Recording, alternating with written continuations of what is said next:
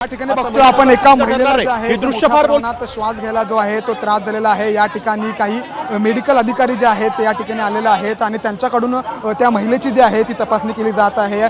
प्राथमिक माहिती अशी मिळत आहे की श्वास घ्यायला त्रास झाला, यामुळे कुठेतरी त्या महिलेचा जो आहे तो ब्लड प्रेशर जे आहे ते लो झालेलं आहे। आपण या ठिकाणी बघतोय की जे मेडिकलचे जे काही कर्मचारी आहेत ते या ठिकाणी आलेले आहेत आणि ज्या महिलेला जिला त्रास दिलेला आहे तिला स्ट्रेचरवरना नेलं जात आहे प्राथमिक उपचार करण्यासाठी। आपण बघतोय की मोठ्या प्रमाणात जे आहे ते आता रेस्क्यू ऑपरेशन पुन्हा एकदा सुरू झालेलं आहे, पण आतापर्यंत बऱ्यापैकी जे प्रवासी आहेत त्यांना बाहेर काढण्यामध्ये यश आलेलं आहे। मात्र अनेक प्रवासी जे आहेत ते अद्यापही मोनोरेलमध्ये अडकलेले आहेत। शर्थीचे प्रयत्न जे आहेत ते केले जात आहेत। काही नागरिकांना, काही प्रवाशांना मोठ्या प्रमाणात त्रास झालेला आहे।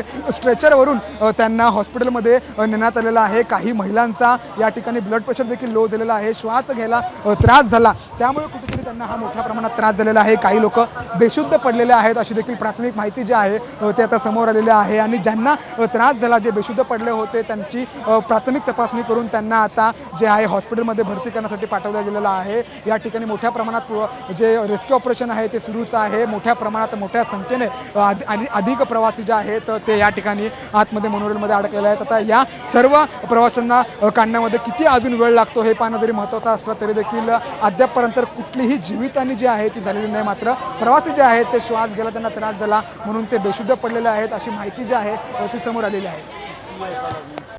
आता isakal.com आहे देशातील नंबर 1 ची मराठी न्यूज वेबसाईट।